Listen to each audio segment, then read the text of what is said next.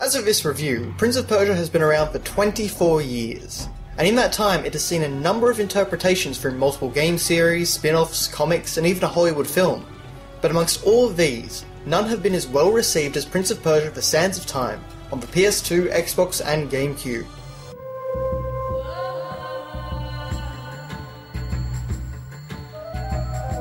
This was the first reboot that the series ever faced, and Ubisoft made the smart decision to bring series designer Jordan Mechner onto the pop team. The developers want to breathe new life into the action-adventure genre. Did they succeed? Let's find out. Unlike previous Prince of Persia titles, Sands of Time puts the narrative front and centre. You, as the prince, have unwittingly unleashed the Sands of Time, a powerful and destructive force that engulfs the kingdom of Azad and transforms its denizens into monsters. That is, everyone except for the prince, a captured Indian princess named Farah, and a traitorous vizier who wishes to control the power of the sands. The prince and Farah must explore the castle, find the hourglass which holds the Sands of Time, and use the Dagger of Time to undo what has been done. But while this is the main goal, the prince's growing maturity and his evolving relationship with Farah are really the focal points of this tale. While the presentation can be a little awkward sometimes, the story of Sands of Time is a very enjoyable and engaging narrative. While there are plenty of cutscenes, the game's tale is actually being told to the player by the prince himself. He describes the environments he visited and just generally talks about how he felt at pivotal moments in the story. The sands of time had swept through, stealing life and warmth from everything they touched. And I, who unleashed the cataclysm, had been spared. Additionally, whenever the player is teamed up with Farah, the two will banter between each other, and even when he's alone, the prince will sometimes talk to himself. I went to the other baths, clear across the other side of the city. I had a lovely wash and a rub with fragrant oils. Too bad you weren't there. Stop talking to yourself! This dialogue is really enjoyable and often quite funny. But most of all, it conveys the story to the player without interrupting the gameplay. It is very easy to get attached to these characters, and you'll remember them fondly long after the credits have rolled. Now, there are three main elements to the gameplay in Prince of Persia: platforming, puzzle solving, and combat. Platforming is, in my opinion, the best part of the experience. The prince is incredibly acrobatic, possessing the ability to jump, roll, climb, balance, and of course run along and up walls. All of the prince's abilities are used continuously throughout the game, and are put to excellent use by the brilliant level design.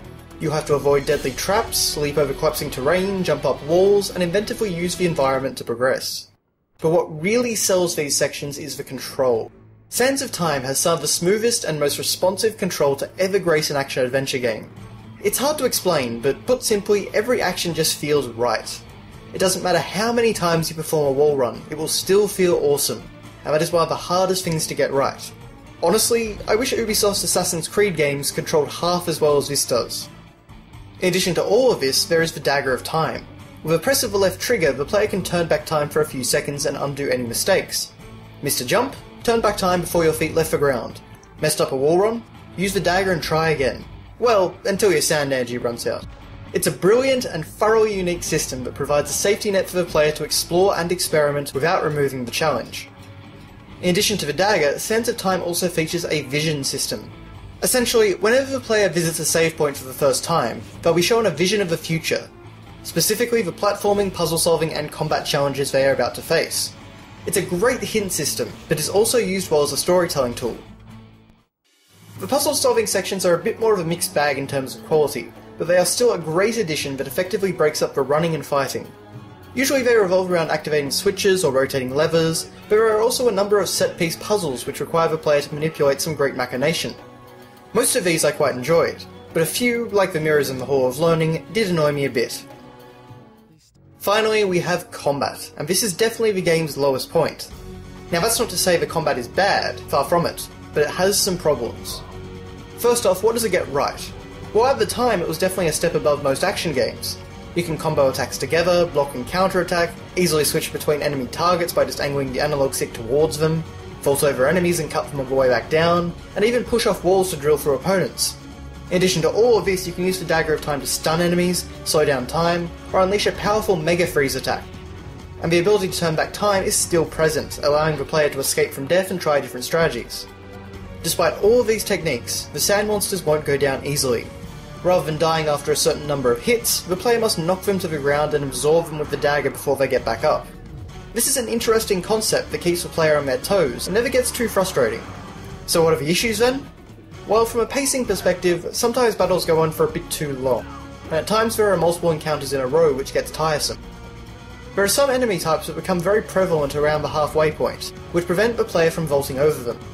It doesn't sound like much, but the vault is an essential ability that not only allows you to break through an enemy's defences, but also escape when you get trapped in a corner by opponents. Removing this ability caused me a lot of frustration. I also found the counter system to be half-baked. It works, but getting the timing down can be incredibly difficult, and considering that you're often being attacked by 3 or 4 enemies simultaneously, it's often not feasible. Now, none of these are major issues, and at its best, combat is great fun, but these problems can still drag the experience down a bit. One interesting design choice was that after every enemy encounter, there will be a cutscene where the prince sheaths his weapons. It's an interesting way of telling the player that all nearby enemies have been defeated, but sometimes it feels a bit silly, particularly if you've just vanquished a couple of minor enemies like scarabs. Finally, I feel like I have to mention Farah. She's one of the first companion AI characters I can remember that not only made you care about her, but also didn't get in the way, at least most of the time. She never really slowed me down, but there were a couple of times where she would accidentally shoot me in battle. Regardless, this was a good step forward. Natalia from GoldenEye could learn a lot from Farah. Visually, for a 6th generation game, Sands of Time looks amazing. The art direction is fantastic, featuring a wide range of locales and utilising a varied colour palette. It also helps that the Jade engine creates beautiful lighting and shader effects. While the game generally uses a realistic aesthetic, the characters are designed to be more angular and stylised, which allows them to stand out from the background, but also remain firmly a part of this world. I particularly love the way that the prince's clothes get torn and damaged over the course of the game, as it gives a real sense of progression. The animations also deserve a special mention, as the prince moves with an incredible fluidity, and the fantastic use of the camera to create dynamic angles during platforming segments perfectly supplements this.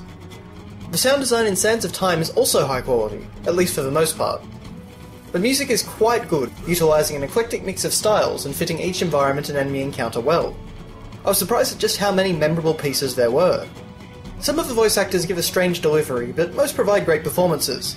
Both Yuri Lowenthal and Joanna Wazik, as the Prince and Farah respectively, do an incredible job and really bring their characters to life. The main issue with the sound design is really just the sound mixing. There are times when voice work gets overtaken by other sounds in the environment, or the audio just sounds muffled or tinny. For whatever reason, it's a common problem with 5th and 6th generation games, but it's always frustrating when you don't get to hear something because an environmental sound effect decides to overlap. In my opinion, Prince of Persia Sands of Time is one of the best action-adventure games ever made. Not only did it manage to reinvent the series, but also redefine numerous genre tropes. It has an enjoyable story, fantastic characters, beautiful visuals, controls like a dream, and features some of the smoothest and most enjoyable platforming challenges you'll ever find. This is one of those special games that truly feels like a meaningful adventure. If you've never played a Prince of Persia game before, this is a great place to start. And if you have, well, Sands of Time is arguably the best in the series. Check it out, you won't be disappointed.